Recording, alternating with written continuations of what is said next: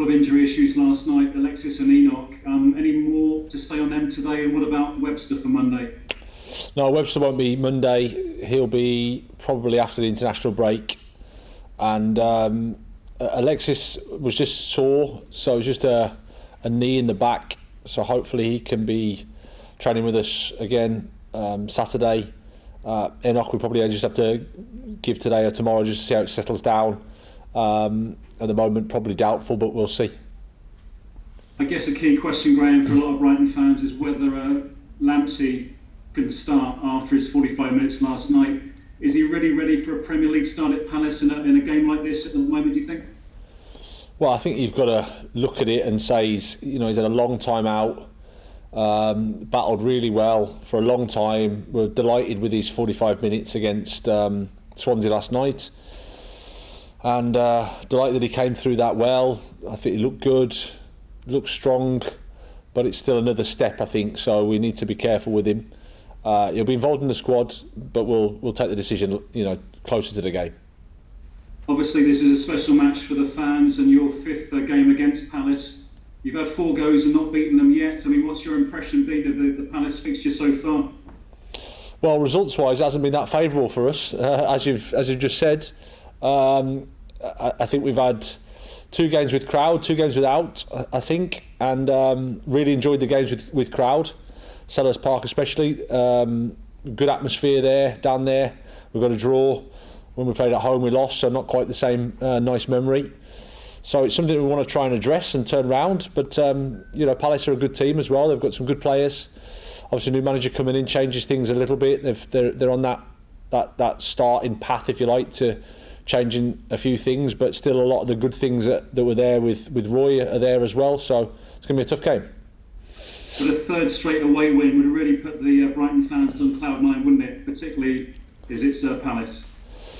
Well, yeah. I mean, obviously we've had a really good start, and it'd be fantastic to get another result. But we have to not think too much about that. We just have to think about how we're going to get the result. And like I said, we're playing against a team that's very strong. That has a lot of the things they've been doing well for a long time. They do that well, and Patrick is slowly changing the personnel and making his adjustments. So it's going to be a tough match. Just a couple of final ones. Zahara loves playing against Brighton. 7 goals against Brighton, more than any other club he's played against. I mean, how wary are you of the threat he's posing? He started the season well again, hasn't he? Yeah, he's a top player. I mean, he's one of the Premier League's most dangerous players. He's a very, very talented player and played at a high level for a long, long time. So we have a lot of respect for him as a player and what he's achieved. And yeah, like all of those guys, you have to be wary. But they've got other players as well. Good team. So we have to play well as a team. Just finally, Graham, you've got some time this weekend, I guess, to watch a bit of TV. Going to be watching any boxing, AJ fighting, any Ryder Cup? Are you a golfer at all? Going to be watching any of those 2 events? I might watch a bit of the golf, yeah, and I'll see about the boxing. I'm not sure. Not such a boxing fan, I must admit, but more a golf. So maybe I'll catch a bit of that. Thanks so much. Good luck on Monday. Thank Cheers. You.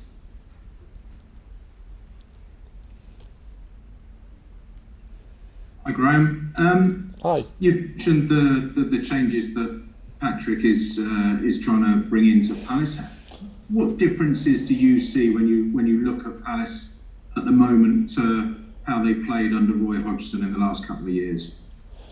Well, I think it's really early days. I think it's a bit unfair to make any sort of comparisons. I think it's just with the signings they've made, they're signing some younger guys, which brings a slightly different dynamic. I don't see it as it's more. I think the style is more evolving rather than anything too drastic. I think they've been sensible in terms of keeping a lot of the things that were good already, and then just trying to add a bit more youth, a bit more dynamism into the team, which I think they've done well. So I think it's an impressive start, and I'm sure they'll get better the more they're working together. And from your fan base, there's clearly a lot of sort of growing excitement. Mouths are watering at the prospect of having Mark Cucurella bombing up one side of the pitch and Tariq Lamptey coming up to do the same on the other. How excited are you by that prospect?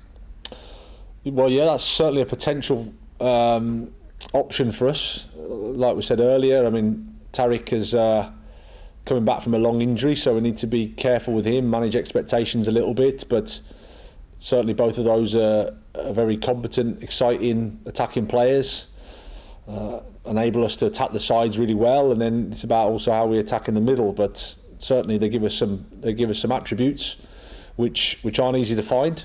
So it is exciting. How impressed were you with Mark's home debut last time out? Yeah, both games. I mean, for different reasons. Brentford away isn't an easy fixture at all.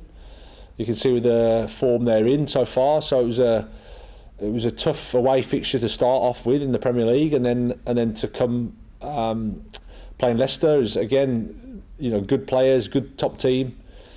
I thought he did really well. I thought you could see his quality, his personality, his attitude. It's always nice when a new player starts off well, gets settled down well, and he did that. But there was no doubts from our perspective. We followed him for a while, and then when he comes in, you see the character, you see the guy, the human being, and then you think, yeah, there's a chance here. And just finally from me, I know you have far bigger targets on your mind and goals to achieve, but you came very close your 2 seasons at Brighton to finishing above Palace, and with the rivalry that means so much to the fans, I wondered if this could be the season. It doesn't happen very often that Brighton finish above Palace, and hasn't happened for about a decade, I think. But could this be the season? How pleased would you be to deliver that for the supporters? Well, I think our job is to focus on the next game, not to worry about what's happening in May or whatever it is. I mean, it's a long way off. I think we just need to understand that we've had a good start. We're in a good place, but the margins have been on our side. We need to keep improving. We need to keep working, and every game in this league, as I've said before, is so difficult, so challenging, so complicated. And we'll make mistakes if we look too far ahead. We just have to focus on the game against Palace. Fair enough. Very best of luck with that on Monday. Thank you. Graham, I know it's very different to Tariq, but how careful do you need to be with Pascal Gross as he returns to your squad? Yeah, slightly different, of course, but I understand the question. I mean, he played 45 last night, came through no problem. I mean, he's a experienced guy, knows his body, knows his condition. He's a model professional. So as is of course Tariq, but obviously the situation is different with both of them. He's somebody that we'll monitor. He'll recover now over the next couple of days, and then we'll see how he is again on Saturday, and we'll think about what his involvement will be. But he'll be back in the squad. Lovely. In terms of Crystal Palace, what did you make of Patrick Vieira's appointment, and what did you make of him as a player? Were you a big admirer of him when he was out on the pitch? I was, yeah. I mean, it's hard not to be. He was one of the very best. Fantastic Arsenal team, and then major trophies, and for France, he was one of the best midfielders of his generation. I think it's really exciting when the top players go into coaching, because I think they've seen the game at the very highest level, understand the game at the highest level. So they have the potential to be fantastic coaches, and then it's just about going on that path and getting the experience and getting the support. And it takes courage to do that, I think, because it can be a struggle, it can be a painful journey at times, and these guys are used to winning, they're used to being successful. So to take coaching positions, I think is admirable. Obviously, I wish him well. Not in the game on Monday night, of course. I hope he doesn't mind that, but normally I would. Like I said, it's exciting for the game, and the more the likes of Patrick Vieira, Steven Gerrard, those guys are involved in football, I think the better. And in terms of Selhurst Park, it's always quite a unique atmosphere there. How much is it about your players handling the atmosphere, and will you be giving them any special instructions beforehand? Well, I think you're right. It is unique there. It's a special atmosphere. It's a good atmosphere. I think we're all at the point where we're so excited about the crowd and every ground and every ground's return of supporters that we just see it as a positive. It's like anything, it's another factor that's into the game now that you have to consider, because before we're playing with no crowd and so it's changed quite a lot. But the guys are quite experienced. They'll understand. We have to play well. That's the best way of quietening the atmosphere and quietening the crowd down. Play well, try and get ahead in the game. Gives you a chance. But at Selhurst Park, the crowd are always involved and they help the home team.